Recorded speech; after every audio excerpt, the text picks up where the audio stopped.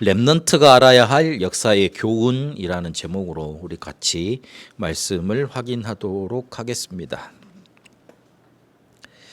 역사는 항상 반복이 되었습니다. 그래서 영웅들이 막 일어나면 그 영웅들을 따라서 문화가 일어나고 만들어지고 그리고 사상들이 또 생겨나잖아요. 한 위대한 사람이 생기면 그가 했던 말들, 그가 평상시에 했던 생각들 이런 것들이 하나의 흐름, 사조 그런 것들로 사상으로 만들어집니다. 그래서 어떤 사상 그 하나로 존재하지 않아요. 그 사상을 만들어낸 생각에는 사람이 하나 분명히 나와야 됩니다. 그거를 영웅시하고 그 다음에 그 사람이 뛰어나오게 되는 거죠. 이러면 뭔가 흐름이 만들어지지요. 그런데 그게 뭘로 끝나냐면 결국에 재앙으로 끝납니다. 나폴레옹이라는 사람이 내가 세계를 거느리는 대제국을 만들어야 되겠다 이 생각을 하고 이렇게 반란에 의해서 이렇게 통용이 되지 않습니까? 그런 다음에 막 정복 전쟁을 일으키고 그렇게 됐습니다. 그래서 프랑스가 되게 잘 나가는 것 같았어요. 그런데 러시아한테 한번 패하고 그 다음에 또 내부에서도 패하고 그래가지고 결국은 쓸쓸하게 죽지 않습니까? 그러니까 그 사람이 일어나가지고 굉장히 뭔가 흐름을 콱 만들어낸 것 같지만 결국에 뭘로 끝나냐면 재앙으로 끝났습니다. 그 징기스칸도 정복 전쟁을 많이 했습니다만은 그래서 몽골이라는 나라가 전 세계를 막 이렇게 장하고 유럽에 막 어마어마한 심판자로 이렇게 두렵게 전달이 됐잖아요. 근데 결국 그 사람도 재앙으로 죽었어요. 자기 이기지 못해서 그렇게 죽었다니까요. 사람들이 영웅이 나타나면 대단한 일이 일어나고 잘 살 수 있을 거라고 생각을 하고 또 그 사람들이 내세우는 게 나라를 하나로 묶어서 잘 살게 하겠다고 그렇게 많이 호언장담을 하고 그랬습니다. 자기 딴에는 굉장히 큰 생각을 한 거예요. 그런데 결국은 이 사람들이 흐름을 만들어내고 뭔가 문화 사상을 만들어냈지만 결국은 재앙으로 끝나갔습니다. 그래서 우리 랩런트들 주변에 조금 잘 나가는 사람들 너무 부러워하면 안 돼요. 부러워할 필요가 없는 거예요. 그리고 반대로 말을 하면 부러워한다는 말은 내가 좀 안 되나 내가 좀 힘드나 그 생각을 하고 있다는 소리 아니에요. 그래서 내가 좀 안 되고 있다고 그래가지고 그것 때문에 너무 낙심하면 안 돼요. 우리가 앞에서도 봤듯이 영웅이라고 하지만 그 사람들 속에 지어진 그 사람들이 짊어졌던 삶의 무게는 엄청났습니다. 다 이끌어가고 그래야 되니까.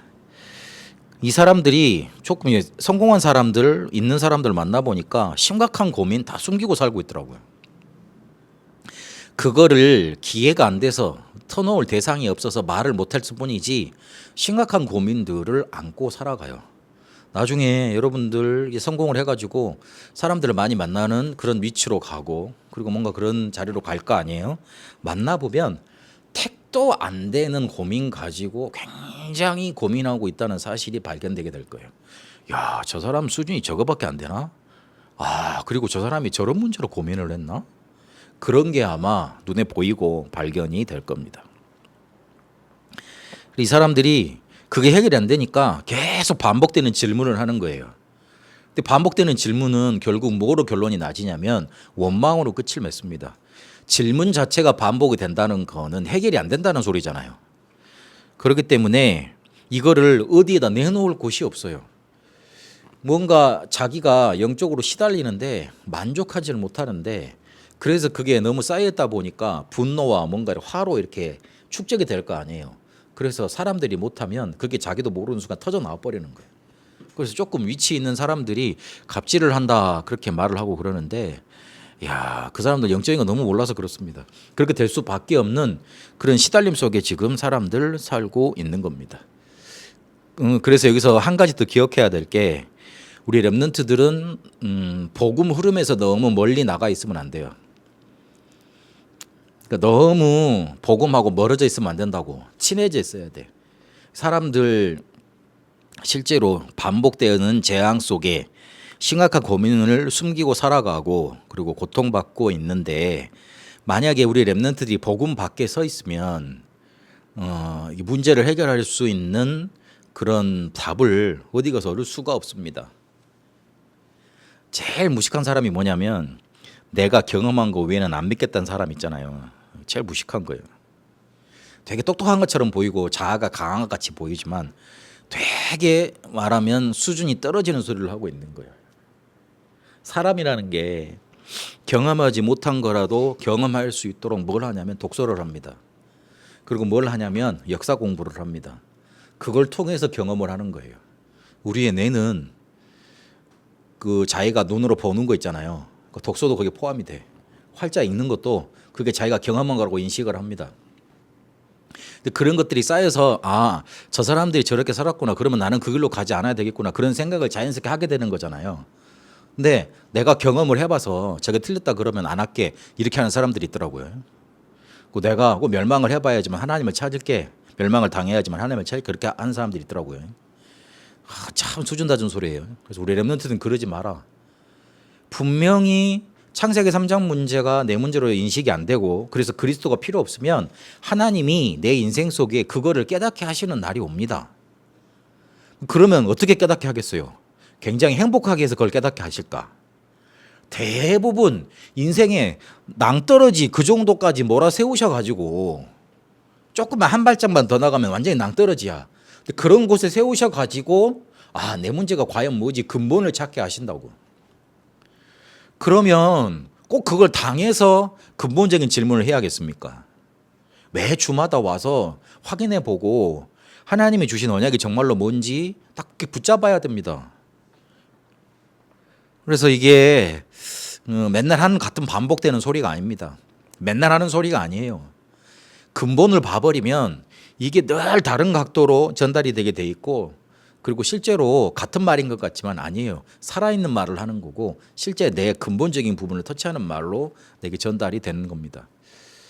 랩런트들 복음에서 너무 멀리 가 있지 마라. 항상 그 복음의 흐름에 붙어 있어라. 그 자기가 잘한다고 저기 이렇게 자기가 지휘력이 대단하다고 힘이 좋다고 위에서 명령하는 지휘자 말을 안 듣고 혼자 돌아다니면 반드시 전쟁에서는 죽게 돼 있습니다. 패합니다. 그래서 전략을 잘 짜기도 해야 되지만 전략을 잘 수행할 수 있는 게 군인이고 그래야지만 살아남을 수 있는 확률이 큽니다. 내가 여기서 보는 거하고 전체를 놓고 보는 거하고 다르거든요.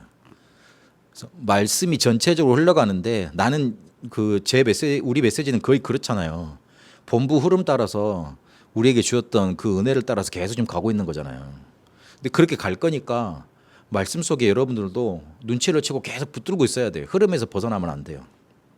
흐름에서 벗어나면 반드시 이탈된 속에 있으면 늑대는 양 무리를 공격하지 않아요.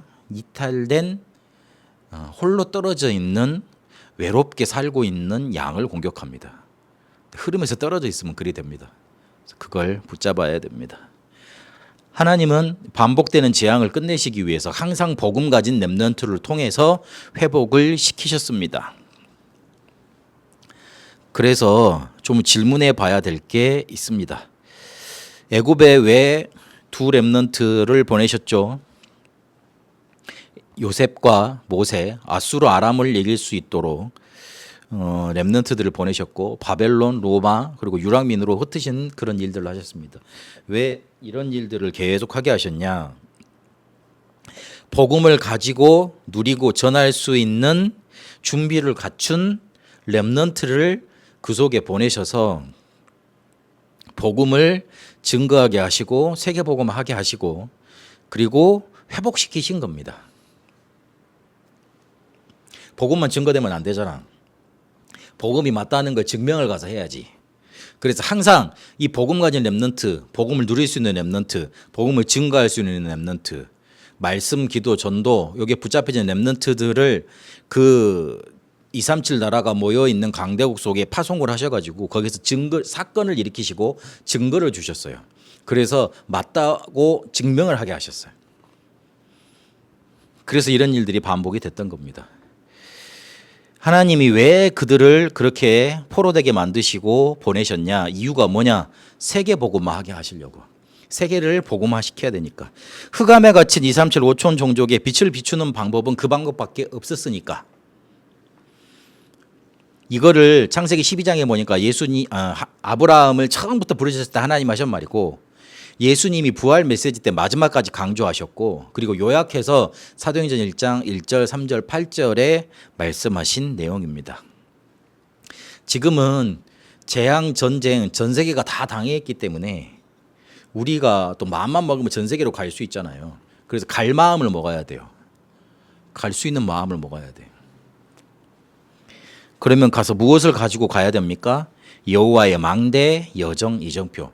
성경에서 가장 중요하게 말씀하시는 복음의 망대. 그리고 이거를 전달할 수 있는 기도의 여정. 왜 우리가 복음이 복음답게 우리의 삶에 그리고 다른 사람한테 전달이 안 되느냐? 인간이 영적인 존재잖아요. 그래서 복음을 그냥 전달을 하면 지식이에요. 그런데 우리가 영성을 가지고 있으면 그 영성이라는 통로를 통해서 다른 사람한테 영적인 능력으로 전달이 돼. 그러면 그 사람이 변화가 되고 변화받게 되는 거예요. 그러니까 영성 없이 기도 없이 복음을 전하면 그냥 지식이에요. 근데 기도하면서 영성을 가지고 이 여정을 따라가면서 전달을 하면 능력으로 나타납니다. 그러면 이정표 말씀이 성취되는 응답이 나타나게 되어 있습니다. 이것 가지고 가는 겁니다. 그냥 단순히 복음 전한다 이 말로 표현을 안 하셨잖아요. 망대, 여정, 이정표 그랬잖아. 살아있는 뭔가 이렇게 우리한테 응답이 되고 능력이 나타나는 단어로 망대, 여정, 이정표로 전달해 주셨어요. 우리도 이걸 가지고 가서 전달하는 겁니다. 그래서 이 사실을 명심해야 됩니다. 힘 있는 곳으로 모든 응답이 몰리게 되어 있습니다. 나쁜 말로 하자면 힘 있는 사람이 다 차지합니다. 영적인 서밋 된 사람에게 하나님이 응답을 다 몰아다 주십니다. 어쩔 수가 없어요. 왜냐하면 살려야 되니까. 왜 그 예전에 현대나 삼성 이 대재벌들을 하나님이 한국에 허락을 하셨냐? 일단 우리가 완전 거지 나라였잖아요. 이거를 확 끌어야 되니까 어쩔 수 없었어요. 그리고 전 세계 경제학자들이 경제 성장을 잘할 수 있으려면 민주주의 갖고는 안 된대.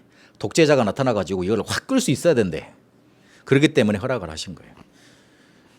그러니까 우리가 힘 있는 사람이 다 차지해요.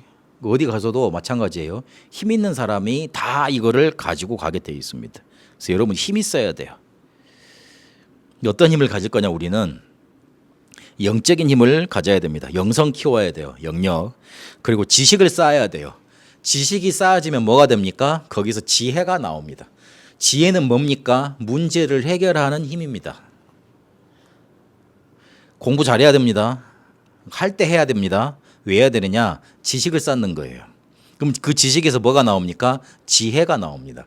지혜는 창조의 힘입니다. 그 창조는 뭐죠? 문제가 어떻게 내게 다가올지 모르잖아. 그걸 풀어내는 힘이에요. 그래서 그게 필요합니다. 그리고 체력도 키워야 됩니다. 하고 싶지만 할 수 없는 체력이 없으면 그게 지속이 안 됩니다. 그리고 경제 공부도 해야 됩니다. 내가 자립할 수 있고 그다음에 남을 도와줄 수 있을 정도는 돼야 됩니다. 내가 예전 전도사 때부터 맨날 거짓말로 내 별로 돈 없는데도 나 돈 많다고 자랑하고 다녔어요. 실제로 사람들이 뭐라고 느끼냐면 나 돈 많은 줄 알아요. 근데 어디 가서도 내가 돈 없다는 표를 잘 안 내고 다녔어. 막 이렇게 좋은 거 있으면 좋은 거 갖고 다니고 그리고 별로 좋은 건 아니라도 깨끗하게 하고 다니고 별로 소용은 없던데 하여튼 근데 그게 뭔가 규모로 나타나고 그러더라고요. 그래서 어디 가서 이렇게 남을 도와주시는 사람 되지 남 대접하고 살려주시는 사람 되지 막 이렇게 막 너무 이렇게 막 아끼고 살고 막 그러고 살지 마세요. 이렇게 살리는 사람 되고 그리고 헌금할 때 이렇게 하나님의 일 하는데 이렇게 막 쓰임 받을 수 있도록 이렇게 준비된 사람 그렇게 인도 받으세요. 그리고 사람과 함께하고 제자 세울 수 있는 힘 그게 인력입니다. 사람을 끌 수 있고 사람을 도와주고 그런 힘. 그리고 이게 가능하도록 보좌의 능력 어디 가서도 살리는 능력 요걸 붙잡으세요. 보좌의 능력이라는 게 가장 현실적으로 말을 하면 다른 사람이 어떤 문제를 가지고 와도 내게 문제되지 않는 거예요. 수용. 그리고 다른 사람 다 실패거리를 내게 갖고 와도 그거를 뛰어넘게 됩니다. 초월. 그래서 보호자의 능력이 가장 실제적으로 그렇게 나타납니다. 내가 힘이 없으면 작은 문제라도 나한테 짜증으로 다가옵니다. 힘이 있으면 그 어떤 문제를 가지고 와도 나한테 문제가 되지 않습니다. 그렇게 평안이 임하는 겁니다. 일부 예배 때 우리 말씀 받았던 대로 평안이 임하면 삼응답 자연스럽게 오게 되어 있습니다. 그런 보호자의 능력 누리게 되시길 바랍니다. 꼭 실패해서 역사의 교훈을 여러분이 체험할 필요는 없습니다.